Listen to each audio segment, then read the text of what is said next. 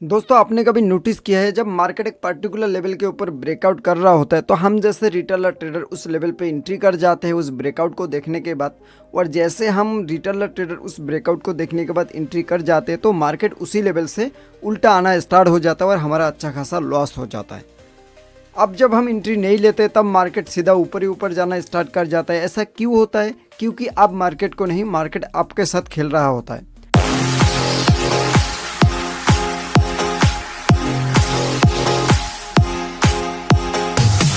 Hello दोस्तों, welcome है आप सबका प्रॉफिट ऑन चार्ट पर। और आज हम बात करेंगे फेक ब्रेकआउट के बारे में। रियल ब्रेकआउट को हम किस तरह से आइडेंटिफाई कर सकते हैं, लिक्विडिटी ट्रैप होता क्या है, सारे चीज सिंपल और प्रैक्टिकल तरीके से हम समझेंगे। तो मेक श्योर आप वीडियो को शुरू से लेकर एंड तक जरूर देखना। और अगर आप हमारे चैनल पे नए हो तो चैनल पे सब्सक्राइब जरूर करना। तो दोस्तों सबसे पहले हम बात कर लेते हैं फेकआउट के बारे में, उसके साथ साथ हम बात करेंगे लिक्विडिटी ट्रैप होता क्या है। ठीक है, हम लास्ट में बात करेंगे रियल ब्रेकआउट आप किस तरह से आइडेंटिफाई कर सकते हो। ठीक है, मान लो कि यहाँ पे हमारे पास एक सेलिंग एरिया है जो कि एक रेजिस्टेंस एरिया है। ठीक है, मार्केट ने फर्स्ट टाइम इस लेवल पे आया है, आने के बाद यहाँ पे बहुत सारे लोगों ने एंट्री कर चुका है डाउन साइड के लिए। उनका स्टॉप लॉस इस जगह पे अवेलेबल हो चुका है, यानी कि जहाँ से एंट्री किया हुआ है उनका ऊपर जस्ट स्टॉप लॉस अवेलेबल हो चुका है। ठीक है, अब जब सेकेंड टाइम आया हुआ है दोस्तों तो यहाँ पे भी बहुत सारे लोगों ने एंट्री किया हुआ है, उनका भी स्टॉप लॉस ऊपर साइड अवेलेबल हो चुका है। ठीक है, अब जब थर्ड टाइम इस लेवल पे आया हुआ है दोस्तों मार्केट, तो यहाँ पे भी कुछ रिजेक्शन कैंडल देखने को मिला था। अब जब यहाँ पे ऑलरेडी यहाँ पे हमारे पास एक रेजिस्टेंस एरिया है तो रेजिस्टेंस एरिया पे ज़्यादातर हमें सेलिंग ही देखने को मिलता है। ठीक है, तो यहाँ पे भी सेलिंग हमें देखने को मिला था और यहाँ पे बहुत सारे लोगों ने डाउन साइड में भी एंट्री बनाया होगा।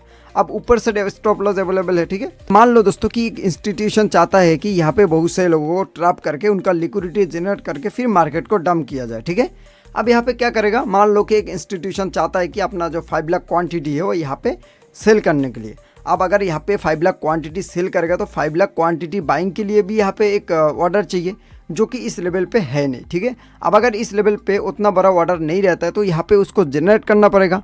अब जनरेट कौन करेगा? जो बड़े बैंक्स होता है, इंस्टीट्यूशन होता है, मान लो जिनके पास लाखों का क्वांटिटी होता है। जैसे कि यहाँ पे आप देख पा रहे हो बहुत सारे लोगों ने यहाँ पे भी एंट्री बनाया होगा, यहाँ पे भी एंट्री बनाया होगा और उनका स्टॉप लॉस जो है वो ऊपर साइड अवेलेबल हो चुका है। ठीक है, यहाँ पे भी एंट्री बनाया होगा तो उनका भी स्टॉप लॉस ऊपर साइड हो चुका है। अब यहाँ पे एक इंस्टीट्यूशन क्या करेगा, वो नहीं चाहता है कि यहाँ पे मार्केट ऑर्डर पे सेल करे। अगर यहाँ पे मार्केट ऑर्डर पे सेल करेगा तो उनका काफ़ी बड़ा नुकसान हो जाएगा। अब कैसे नुकसान होगा दोस्तों, मान लो कि एक इंस्टीट्यूशन मार्केट ऑर्डर पे सेल करता है और बिटकॉइन का प्राइस चल रहा है $60,000। ठीक है, अब यहाँ पे अगर मार्केट ऑर्डर पे सेल करता है, मार्केट तेज़ी से गिरना स्टार्ट करेगा और जब मार्केट तेज़ी से गिरेगा दोस्तों, मान लो कि मार्केट गिर के $50,000 पे आ चुका है। ठीक है, और क्योंकि मार्केट प्राइस पे सेलिंग किया हुआ है तो एवरेज सेलिंग प्राइस उनका हो गया $56,000 से लेकर $57,000। ठीक है, अब यहाँ पे क्या हुआ दोस्तों, उनका 5 लाख क्वांटिटी है, पर क्वांटिटी में $3,000 से लेकर $4,000 का यहाँ पे घाटा देखने को मिला। क्योंकि उनका जो एक्चुअल सेलिंग प्राइस था वो $60,000 था, क्योंकि उन्होंने मार्केट प्राइस पे सेलिंग किया हुआ और मार्केट तेजी से गिरा था, इसलिए उनका एवरेज सेलिंग प्राइस $56,000 से लेकर $57,000 के बीच देखने को मिला।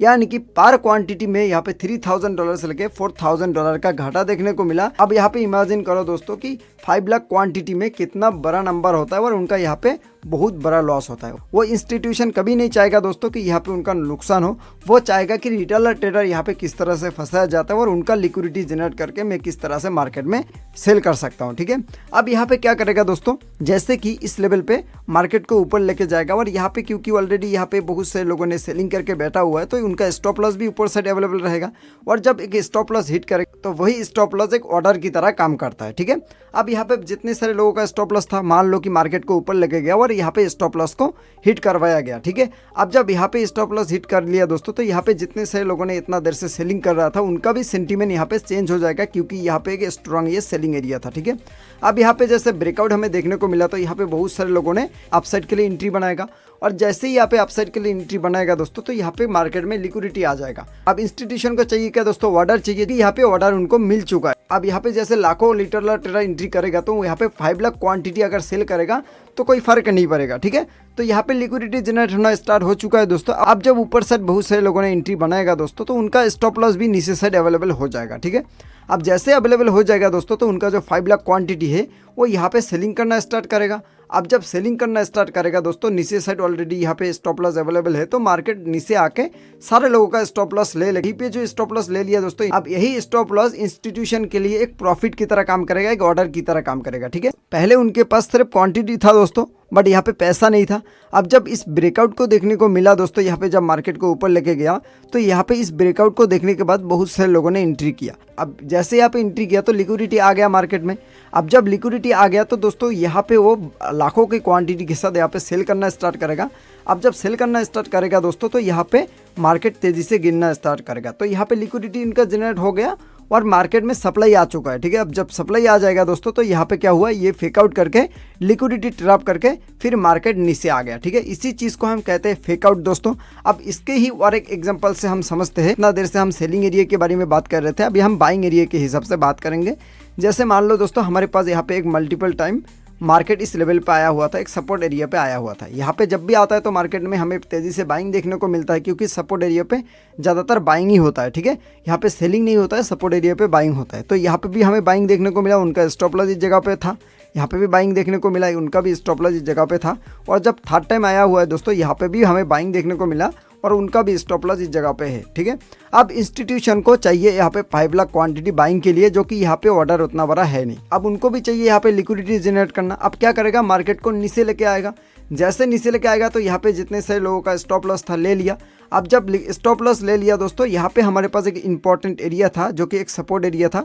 सपोर्ट एरिया के नीचे भी ब्रेकडाउन हमें देखने को मिला। अब जब ब्रेकडाउन देखने को मिला तो यही सपोर्ट एरिया के नीचे ब्रेकडाउन देखने के बाद यहाँ पे बहुत सारे लोगों ने डाउन साइड के लिए एंट्री बनाएगा और उनका स्टॉप लॉस ऊपर साइड अवेलेबल हो जाएगा, ठीक है। अब इंस्टीट्यूशन क्या करेगा दोस्तों, उनके पास इतना देर से लिक्विडिटी था नहीं, इसलिए इतना बड़ा क्वांटिटी के साथ वो बाइंग नहीं कर सकता है। अगर वो बाइंग करता है तो मार्केट तेजी से ऊपर जाने के कारण उनका जो प्रॉफिट है वो कम हो जाएगा, इसलिए इस लेवल पे ये ब्रेकडाउन हमें देखने को मिला।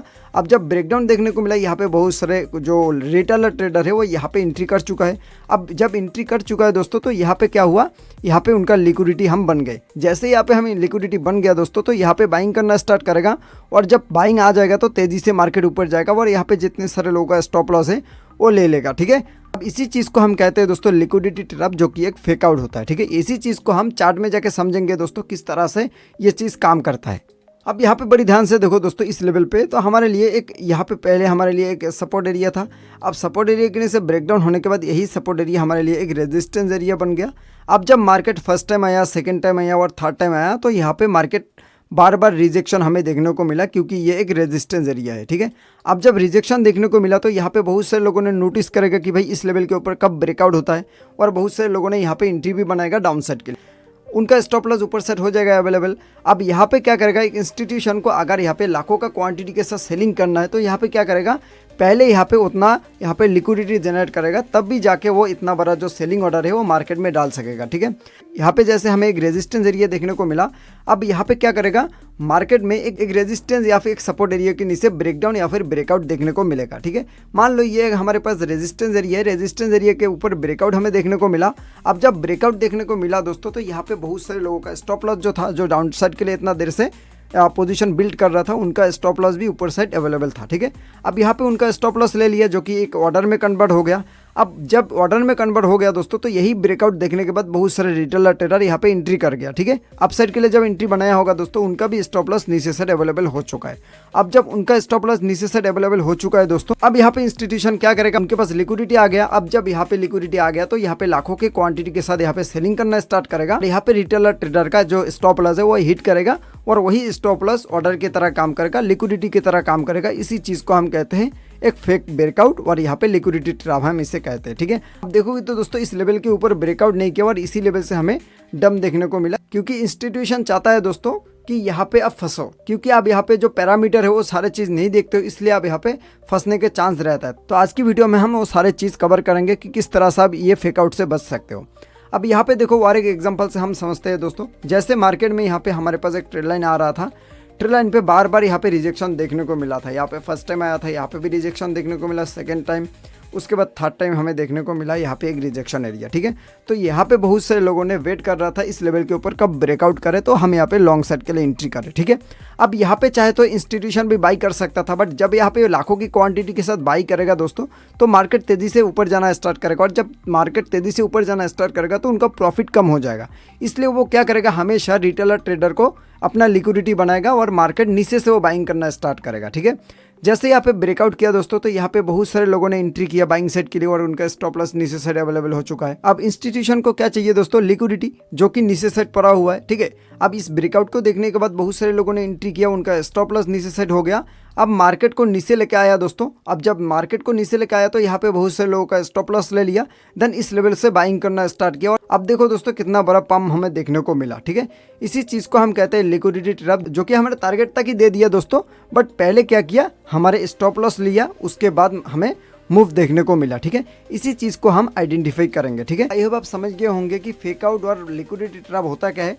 अब हम समझते हैं दोस्तों रियल ब्रेकआउट होता क्या है और हम उसे किस तरह से आइडेंटिफाई कर सकते हैं, ठीक है। अब रियल ब्रेकआउट को समझने से पहले हमें 3 से 4 चीज़ों का हमें ध्यान में लगाना होगा। जैसे मार्केट ऊपर जा रहा होता है, जाने के बाद यहाँ पे अगर हम देखेंगे तो market higher highs higher low formation करके ऊपर जा रहा है, ठीक है। अब यहाँ पे हमारे पास एक रेजिस्टेंस एरिया है, रेजिस्टेंस एरिया के ऊपर जैसे ब्रेकआउट करते हैं और जब रीटेस्टिंग के लिए आता है तो यहाँ पे ही बहुत सारे बिगनर है, बहुत सारे जो रिटेलर ट्रेडर है यहाँ पे ही गलती करता है कि यहाँ पे अगर रीटेस्टिंग के लिए आता है तो यहाँ पे हम बाइंग के लिए देखेंगे और हमारा स्टॉप लॉस इस जगह पे अवेलेबल है। और अगर हम नीचे से देखेंगे जो मार्केट है वो अप ट्रेंड में कंटिन्यू कर रहा है और मार्केट जब रीटेस्टिंग के लिए आता है तो मार्केट 50% एरिया के आसपास आता है। अगर आप ध्यान से देखते हो तो 50% या फिर 60% एरिया पे आसपास आता है। अगर इस लेवल पे एक रेजिस्टेंस एरिया था तो मार्केट ने रेजिस्टेंस एरिया पे सपोर्ट नहीं बनाया, ठीक है। मार्केट सीधा आया 50% 60% एरिया पे आया, देन इस लेवल से हमें पंप देखने को मिला। क्योंकि मार्केट अप ट्रेंड में है तो मार्केट 50% या फिर 60% एरिया पे आके उस लेवल पे रिएक्शन दिखाएगा, ठीक है। तो हमें यहाँ पे क्या देखना होगा दोस्तों, हमें यहाँ पे देखना होगा कि ये जो हमारे पास रेजिस्टेंस एरिया है जो रिसेंट इसके ऊपर ब्रेकआउट तो किया था, ब्रेकआउट होने के बाद जब मार्केट नीचे आ रहा होता है तो इस लेवल के ऊपर सस्टेन दिखा रहा है। अगर इस लेवल पे ही सस्टेन दिखा रहा है तो यहाँ पे हमें 3 से 4 कैंडल का वेट करना पड़ेगा छोटे टाइम फ्रेम में आके, यानी कि 5 मिनट टाइम फ्रेम में आके हमें यहाँ पे देखना होगा कि इस लेवल के ऊपर ही कैंडल क्लोजिंग दे रहा है। अगर इस लेवल के ऊपर कैंडल क्लोजिंग दे रहा है उसके साथ साथ हम वॉल्यूम को भी मैच करेंगे, जो कि इस लेवल पे अगर हम देखेंगे दोस्तों ब्रेकआउट हुआ था। यहाँ पे वॉल्यूम भी बाकी जो 15-20 कैंडल है इसके कंपेयर में बाकी इस कैंडल का वॉल्यूम अच्छा खासा आया है और कैंडल भी अच्छा खासा क्लोजिंग दिया है। अब उसके साथ साथ अगर हम देखेंगे जब रिटेस्टिंग के लिए आ रहा है दोस्तों तो यहाँ पे भी हमें रेड कैंडल बड़ा सा देखने को मिला जो कि वॉल्यूम का है, जो कि यहाँ पे इंडिकेट कर रहा है कि मार्केट यहाँ पे नीचे जाने वाला है, ठीक है। अब उसके साथ साथ हम इंडिकेटर के सेक्शन में आके RSI डाइवर्जन को हम यूज़ करेंगे, जो कि यहाँ पे अगर आप देखते हो दोस्तों पहले हमारे पास एक हाई लगा था यहाँ पे, फिर उसके बाद चार्ट में हम देखेंगे तो हायर राइज फॉर्मेशन होता है, बट यहाँ पे RSI को देखेंगे तो हायर राइज फॉर्मेशन नहीं करता, यानी कि इस लेवल पे ही आके फिर यहाँ पे हमें डम देखने को मिलता है, जो कि यहाँ पे इंडिकेट करता है अगर इस लेवल के ऊपर ब्रेकआउट करता है RSI तो फिर यहाँ पे हम समझते हैं कि मार्केट यहाँ पे जो दिखा रहा है और RSI में भी सेम दिखा रहा है। बट RSI में क्या हो रहा है, मार्केट हायर राइज फॉर्मेशन कर रहा है चार्ट में और RSI हायर राइज फॉर्मेशन नहीं कर रहा है। इसका मतलब हो रहा है दोस्तों कि मार्केट यहाँ पे बेयरिश डाइवर्जन दिखा रहा है, जो कि मार्केट यहाँ पे हमें डम देखने को मिलेगा। सिमिलर चीज आप अप ट्रेंड में भी यूज कर सकते हो। अब थर्ड चीज आता है दोस्तों, जो भी ब्रेकआउट होता है, ब्रेकआउट होने के बाद हम तुरंत एंट्री नहीं करेंगे, कैंडल को देखेंगे क्या ब्रेकआउट जो हमारे पास रेजिस्टेंस एरिया है उसके ऊपर अच्छा से कैंडल क्लोजिंग दिया है। अगर उस लेवल के ऊपर अच्छा से कैंडल क्लोजिंग दिया है तो हम यहाँ पे 3 से 4 कैंडल 5 मिनट टाइम फ्रेम में आके वेट करेंगे।